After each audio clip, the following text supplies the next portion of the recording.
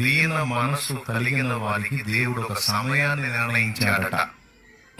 తగిన కాలం అట దాని పేరు. దాని పేరేం పేరంట? తగిన కాలం. మనల్ని పరిశీలించి దీన మనసు కలిగి ఉన్నామో లేదో చూసి మనకి డేట్లు రాసి పెడతాడు.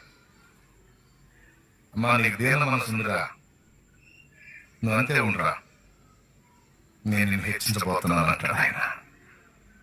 నాన్న నీకు దీన మనసు ఉందిరా, నువ్వు అంతే ఉండు నాన్న, నా బలీయమైన చేతి కింద దీన మనసు కలిగి ఉండు, నీకు ఒక కాలం డిసైడ్ చేశాను, అది తగిన కాలం, ఆ టైంలో నిన్ను లేవనెత్తబోతున్నాను,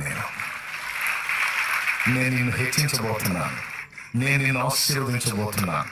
ఇప్పుడు నవ్వుతున్నాడు చూసి నువ్వు కృంగిపోవద్దు. ఇప్పుడు నీ దీన మనసును బట్టి నీ మీద సాగించుకుంటున్నాడు చూసి నువ్వు కలత చెందొద్దు, నువ్వు కృంగిపోవద్దు, నువ్వు అధైర్యపడద్దు.